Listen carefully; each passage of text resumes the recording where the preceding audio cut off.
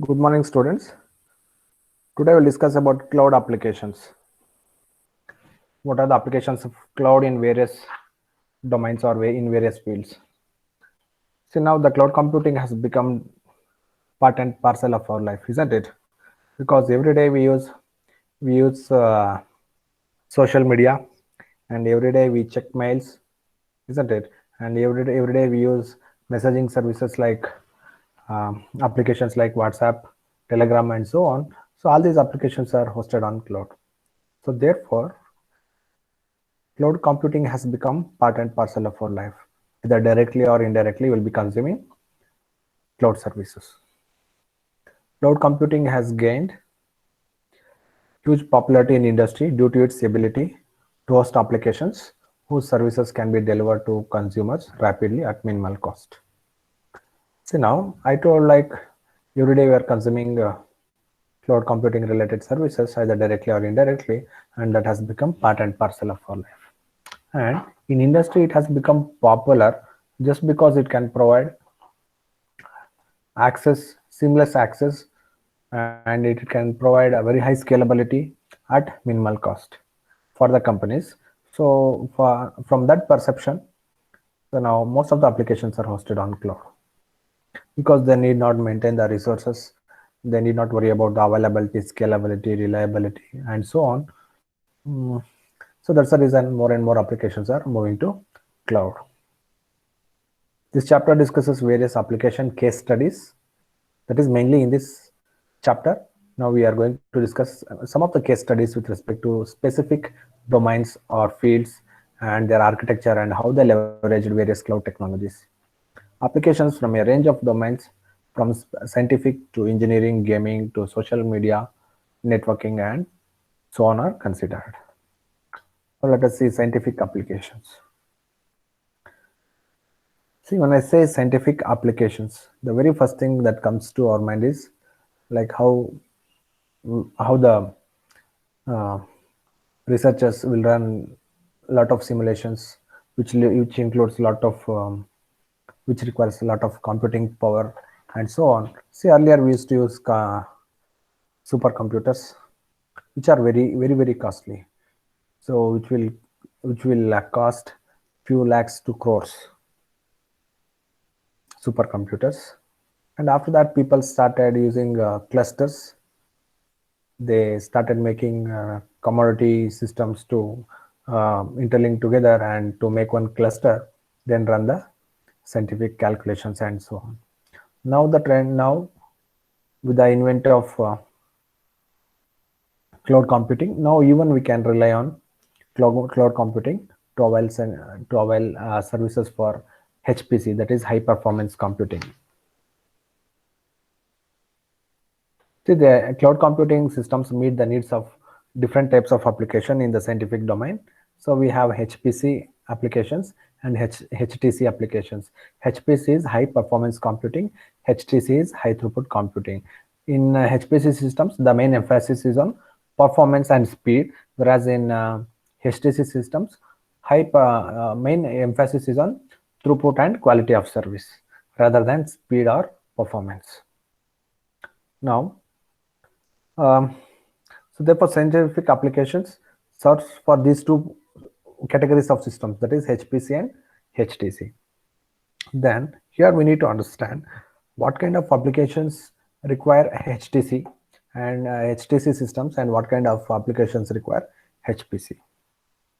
HPC, high performance computing, as I have already told, where you are dealing with very large simulations, then scientific calculations, say for example gene simulation and network simulation and air traffic control systems. So those are all the examples for HPC and HTC. HTC mainly related with file sharing and video streaming and graphics related applications. If you are running huge or complex applications which contains more graphics, then HTC systems are required. When you are dealing with providing on-demand video services like Netflix, Woot, ZEE5, all these are the platforms which are example for HTC. Those are the platforms which requires HTC systems, and you should know even those systems are hosted on cloud. We all know Netflix, isn't it?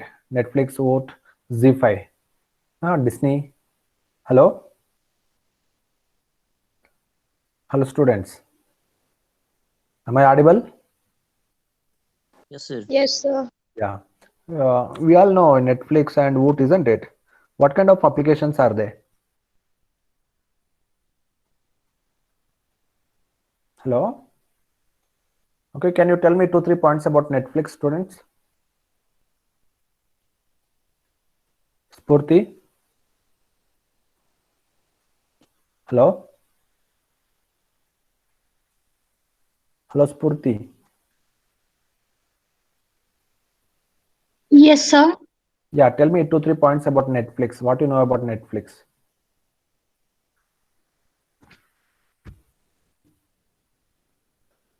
Being a computer science student, can you tell me 2-3 points about Netflix?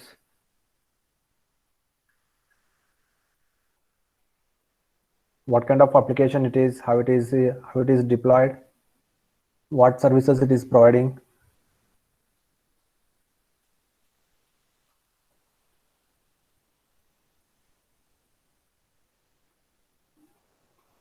Hello?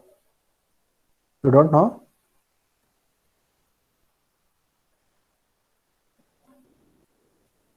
Vinny Rana?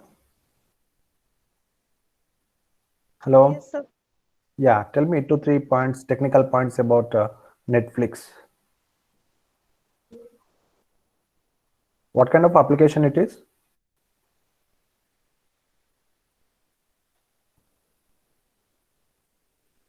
It's a streaming application. Yeah, streaming application. Then how it is deployed?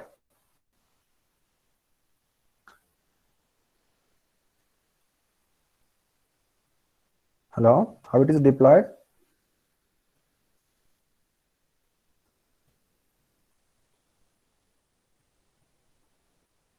So basically, Netflix is an entertainment company which provides streaming related service, and there are services which are free as well as which are not like, so upon consuming the services we have to pay for them, isn't it?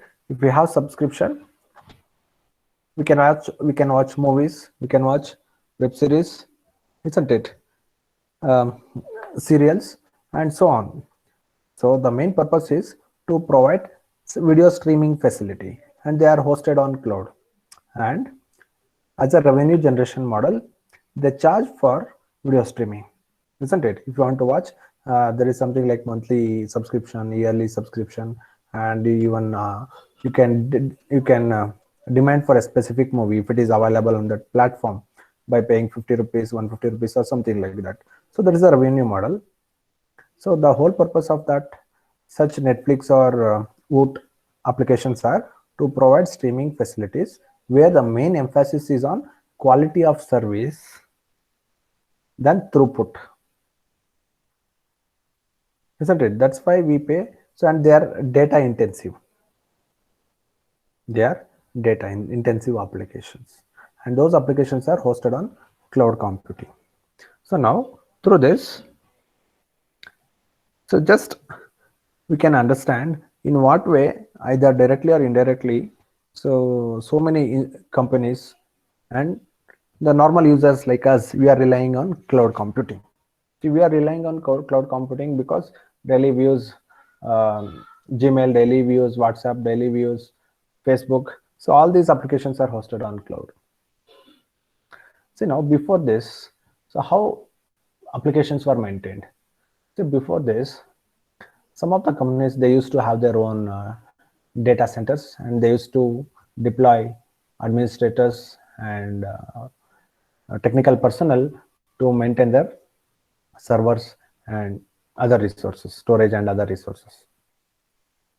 Now, after that, slowly they started giving it to third party. So instead of a company, an organization maintaining their own resources, some third party company, they used to do that. After that, then came cloud computing. which supports for hosting multi-tenant applications. That means in one server, they host multiple applications belonging to multiple clients. And for each of the client, they will provide privacy. They are able to provide privacy, and that is the reason why there is huge demand for cloud computing.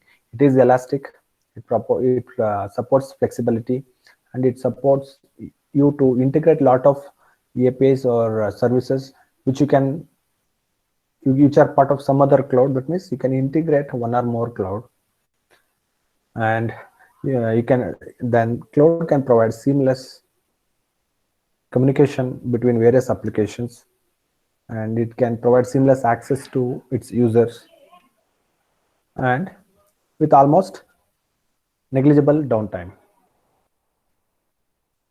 The opportunity for using cloud resources is even more appealing since minimal changes need to be done to existing applications in order to leverage cloud services. And so now look at this last point. Say for example, you are having one web application. You say for example you have hosted it in GoDaddy.com. So GoDaddy.com is one service provider wherein you can purchase some space and you can host your applications, and they will charge you like based upon yearly charges or something like that. Now, such applications can be moved to cloud with very minimal changes. Okay, that is the trend actually. Now that is the trend because they charge lesser than what your GoDaddy was charging. Now we'll see one example of healthcare system. So ECG analysis in cloud.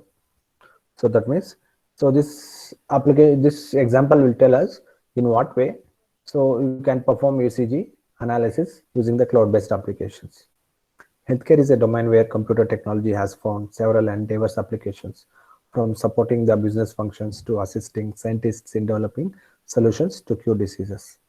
An important application is the use of cloud technologies for supporting doctors in providing more effective diagnostic processes. In particular, we discuss ECG, that is the electrocardiogram, data analysis on the cloud. That means there are so many applications. So one such application is like telemedicine. Telemedicine is one good example, which doctors can using which doctors can treat remote patients. Now, similarly, the ECG analysis.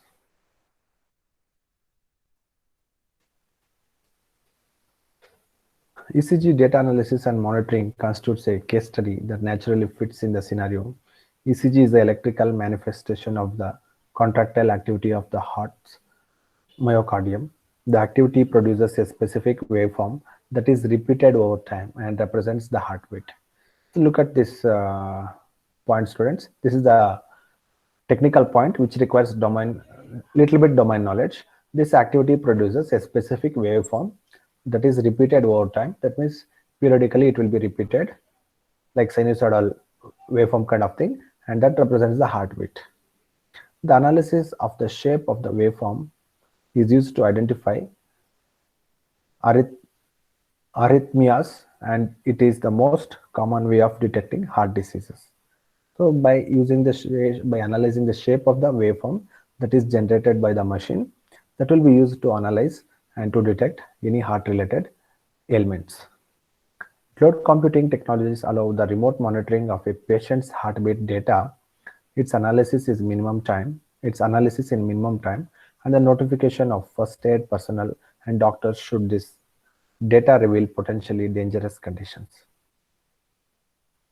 So now, using cloud computing, it is possible to monitor, say for example, a patient will see nowadays most of the villages are having something called as primary healthcare centers. If they go to primary healthcare center to undergo ECG, so there one duty doctor will be there. So most of the times he will not be an expert. So if he gets connected to the remote specialist doctor using telemedicine, now let us assume the doctor suggests the patient to undergo ECG test. Now the local doctor who is in the local primary healthcare center, he performs the ECG test using the machinery which is provided in the primary healthcare center, and that data outcome of that test will be sent to the doctor who is residing in the remote place, and that such an application is hosted in cloud, and using the cloud the doctor can view that application using the internet. So we know that for cloud computing, especially for the public cloud, web is the interface. Using the web interface, the doctor can do the analysis and suggest recommendations. This way, a patient at risk can be constantly monitored without going to hospital for ECG analysis. Students, you might have seen nowadays, like so many hospitals getting tie up to Narayana Hrudayalaya, getting tie up to MS Ramaya hospitals and so on. So how do they treat the patients? It is not that all the time the doctor from MS Ramaya will come to your local hospital. Most of the times, the tie-up hospitals will connect the patient to the doctor who is residing in the remote place, and then they'll interact with him. So that's the power of internet and cloud. So just I mean to say that, see, such applications can be hosted even without using cloud also, but since cloud is cheaper, such applications are also hosted on cloud. So that is the takeaway from this thing. See here, this is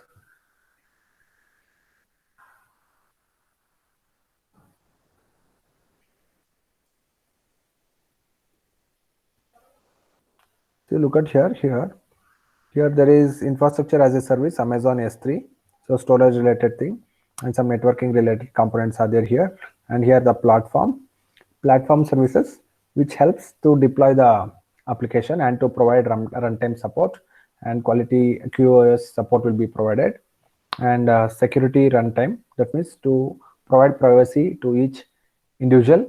So PaaS will take care of such things, security, providing runtime and hosting facilities and so on.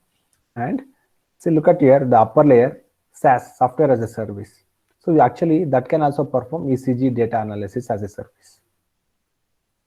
Not only doctor, okay, even softwares can analyze the patterns of the waveforms, and they can detect if there are any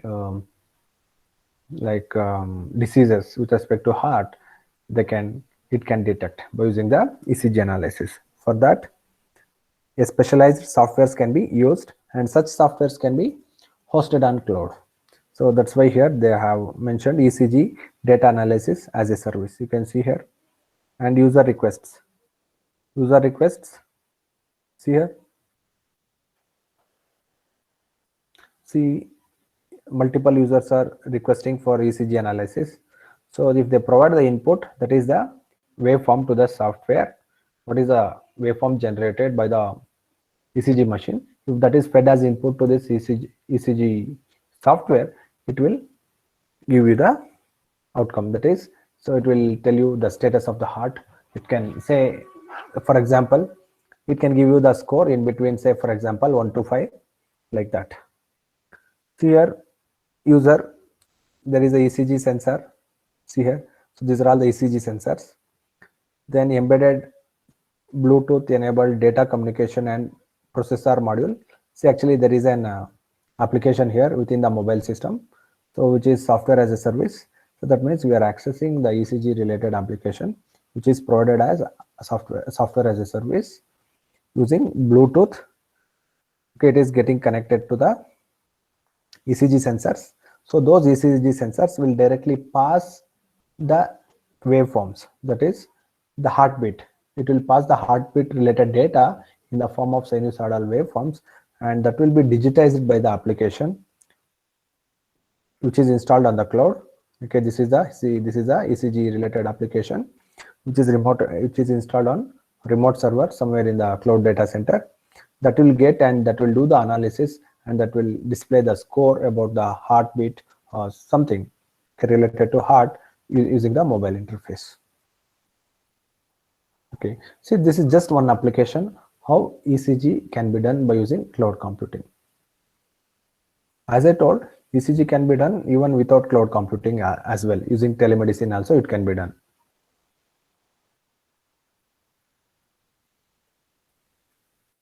That's one example. Protein structure prediction. See here, the main problem is, since we don't have the domain knowledge, it becomes very difficult for us to digest these applications. So that's the thing. Geo satellite image processing.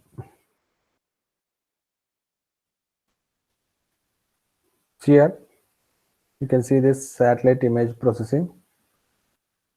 So this is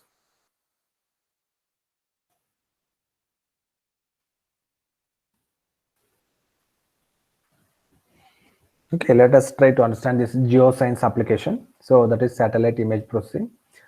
Geoscience applications collect, produce, and analyze massive amounts of geospatial and non-spatial data.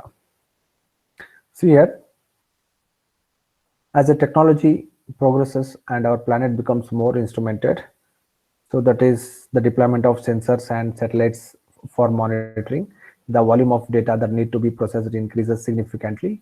In particular, the geographic information system is a major element of geoscience applications. GIS applications capture, store, manipulate, analyze, manage, and present all types of geographically referenced data.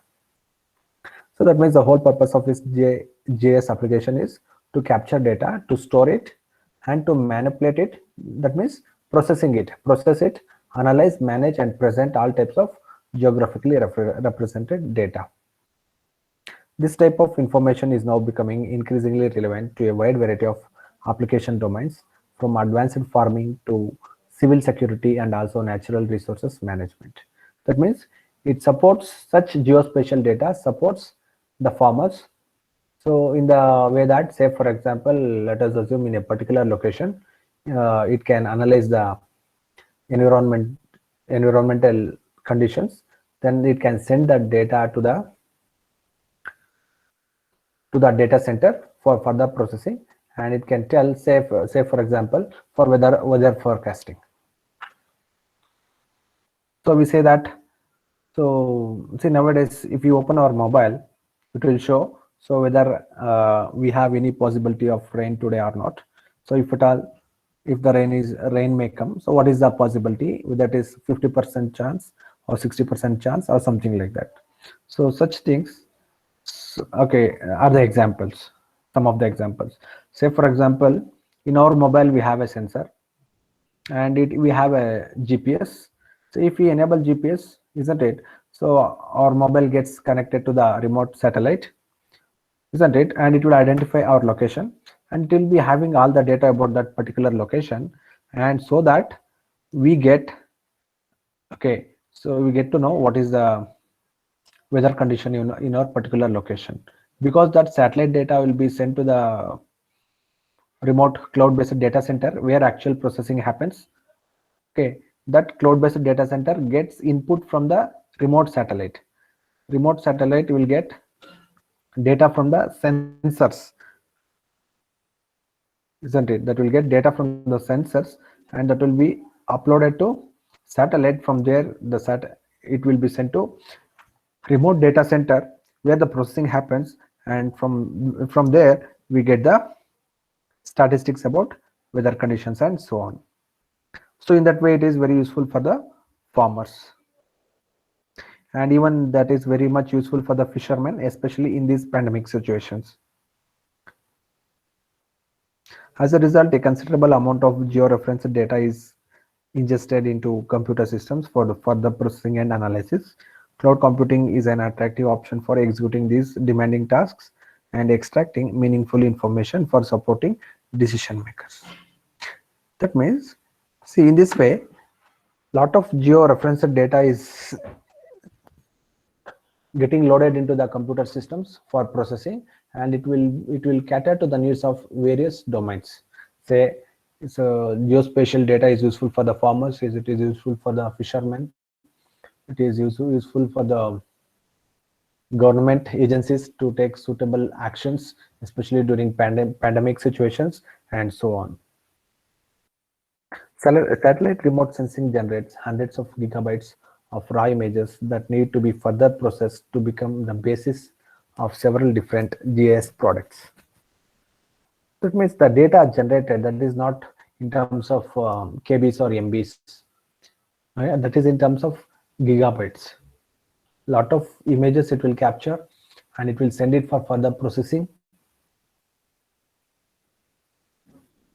So that processing happens at the cloud-based data centers. So then further it may help different types of users to make decisions in the respective fields. Large size images need to be moved from the ground stations, local storage to compute facilities where several transformations and corrections are applied. Cloud computing provides the appropriate infrastructure to support such application scenario. A cloud-based implementation of such a workflow has been developed by the Department of Space, Government of India. So such a workflow wherein, see, the images are captured from the satellite and such images are transformed to the cloud facility where it will apply a lot of corrections and transformations and it will process the data. Okay, and such facility is provided by the Department of Space, Government of India. So that's one example. So now in our case study of satellite image processing, the example that we are going to consider is Department of Science, Government of India. The system shown in figure integrates several technologies across the entire computing stack. The software as a service application provides a collection of services such as geocode generation and data visualization. Geocode means, see, like we will be having coordinate values for each and every location. So that is called as a geocode. Generating geocode and data visualization and understanding the data, generated data. By after processing, you have to analyze what. Okay, so then at the platform as a service level, Aneka controls the import of data into the virtualized infrastructure and the execution of image processing tasks that produces the desired outcome from the raw satellite images. So that means at PaaS level, so we know that it's a platform as a service solution, Aneka. So therefore, at PaaS layer, they are using Aneka to control the import of data into virtualized infrastructure and then execution of image processing tasks that produce the desired outcome from raw satellite images. The platform leverages a Zen private cloud and Aneka technology to dynamically provision the required resources on demand. Now look at the diagram. See, this is the remote satellite. It is having the local storage. All the data that it captures, so that is stored in the remote storage. From here, it will be sent to the cloud data center. So this is the cloud data center of Government of India, that is Department of Space, Government of India. There they have the Aneka. So at PaaS layer, they have installed Aneka, which will control the importing data from local storage to data center and then to further do the processing. So that is taken care by Aneka. Then they use Zen server, that is private cloud. So it's a private cloud. That means it can be accessed only by the Department of Science. It is meant for only those people, not for the common public or any other departments. So that's why to provide that private cloud, they are having Zen. Okay, Zen server. Okay, so you can see here it's a trademark, Zen server TM. You can see that is trademark. That means it's a private vendor who is providing private cloud facility and name of that cloud is Zen server. Then they have Amazon Web Services to connect it to public cloud. Why? Because see, how do we access the weather related information? By using mobile phone. Mobile phone means by using internet, isn't it? So to pass information to the end users, to the common public, So they are using public cloud, that is Amazon Web Services. Okay, so that's about satellite image processing. Here this is the satellite. This is a satellite, and this is called as the base station or the ground station. So the whatever the data that is captured here will be sent to here, and this base station or the ground station is having the local storage. Okay, it's small storage kind of thing. So that will be sent via internet to the cloud data center. So there they have Aneka Cloud. So at platform level, where they maintain storage, networking, and other services.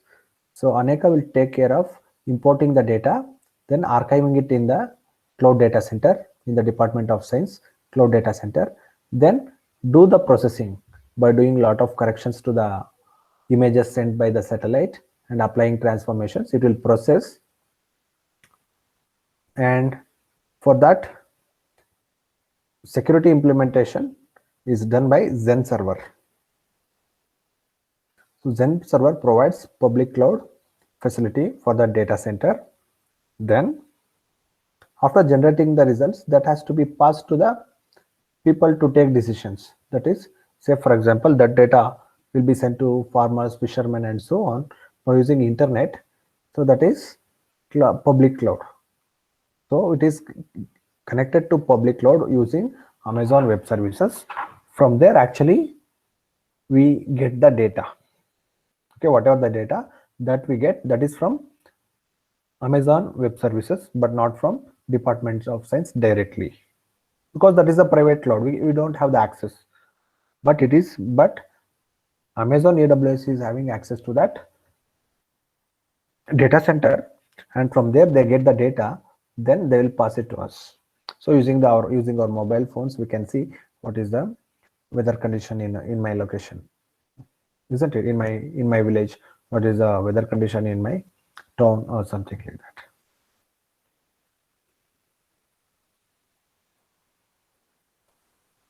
Next, business and consumer applications. For example, CRM and ERP, the customer relationship management. This is another case study. CRM means customer relationship management.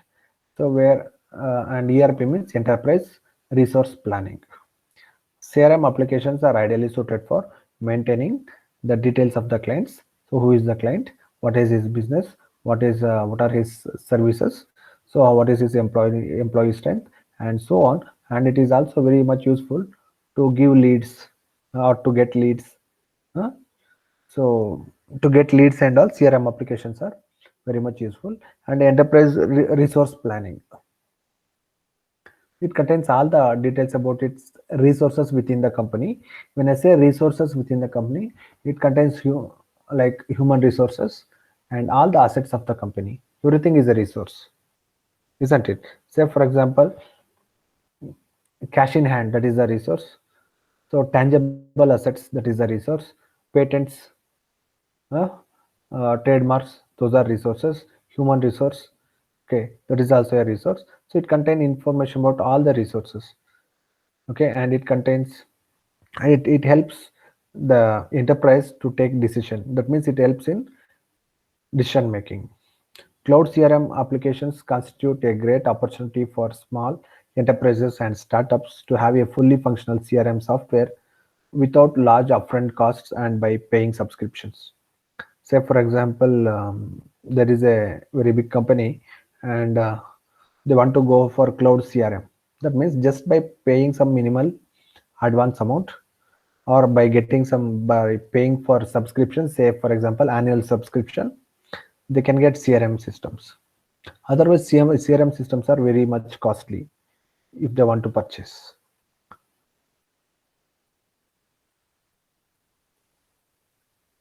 Have you heard about Microsoft Dynamics 360? Hello student. Hello. Have you heard about Microsoft Dynamics 360? That's an example of cloud-based CRM application. Have you heard about it? Hello? Anyone? Hello? just Google it, Microsoft Dynamics 360. It's an CRM application, so which is suitable for medium to large applications, medium to large organizations, where they can maintain the information about all their customers, and they can easily get the leads. It's a very complex application, and that is available for subscription. Moreover, customer relationship management is not an activity that requires specific needs, and it can be easily moved to the cloud. Such a characteristic, together with the possibility of having access to your business and customer data from everywhere and any device, so that is the biggest advantage. You can get the, say for example, let us assume you are having an CRM application, and that is intranet application, or it is um, yeah, it is a, okay, example, let us assume you are having one company. I say for example, you are having two branches, one in Hyderabad and one in Bangalore. Let us assume it's a small organization with, say for example, some 200 employees in Hyderabad and 200 in Bangalore. So if that is the case, what is the ideal thing is they'll be having one CRM exclusively in Bangalore and one in Hyderabad. That means two licenses they'll be having, and they'll be subscribing it for yearly basis, and they'll be maintaining data. That is one possibility. Another possibility, just have one license, which is a distributed application, which can be accessed both from Hyderabad and as well as Bangalore using the web interface. So when it is implemented as cloud application. Okay, the second scenario is makes sense, so that just by using the internet from anywhere, from any device, you can access the details about the customers. And ERP solutions on the cloud are less mature and have to compete with well-established in-house solutions. That means ERP applications are not that much matured enough to host them on cloud. That means very less. Okay, it is getting very like now people are starting moving even ERP to the cloud, because ERP, when I say ERP, enterprise resource planning, which contains lot of sensitive information, maybe the companies hesitating to push such a data to the cloud. ERP systems integrate several aspects of enterprise, finance and accounting. So that's why I told sensitive information. It contains finance and accounting information related to human resources, manufacturing, supply chain, project management, and customer relationship management. So all this information, if you put together, then only it becomes ERP. That means compared to CRM, ERP is very much complex. And CRM is just like a subset of ERP. Okay, CRM is just like a subset of ERP. So because of its complexity and because of the nature of the sensitive data that it contains, the organizations are hesitating to move such ERP applications to the cloud. Now then you may be thinking, then how such applications are hosted? See, there is a possibility. So depending upon the requirements of the organization, so it can, okay, or it can be maintained just like a standalone application, which is not at all connected to internet.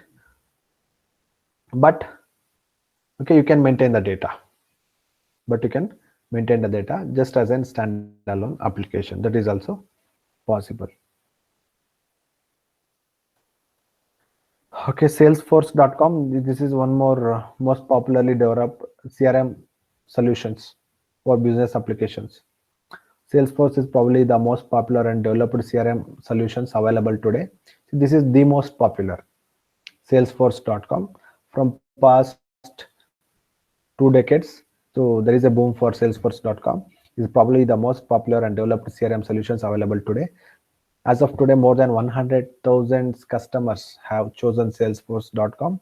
100,000 customers, not 100 customers, to implement CRM solutions.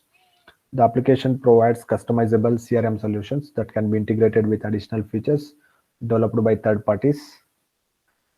And Salesforce.com is based on the Force.com cloud development platform. So there is a cloud development platform called as Force.com. So it has hosted Salesforce.com upon that platform. This represents the scalable and high performance middleware executing all the operations of all Salesforce.com applications. That means in that Force.com, so there is a middleware layer which is responsible of executing all the transactions within the Salesforce.com. And you can see this is the architecture. You need not worry about this architecture. Okay, just if you know, so the description that is good enough, and you can analyze this diagram. See here, there are so many people using Salesforce.com, and through internet they are getting connected to the Salesforce.com CRM application. See here, and it is hosted in the Force.com cloud platform. And see here, they have shared database and virtual application components. See these virtual application components. So these actually provides software as a service to the end users. Then I was mentioning Microsoft Dynamics CRM. Okay, these things we'll see in the next class. So then students, very importantly, 1 minute. I will stop recording.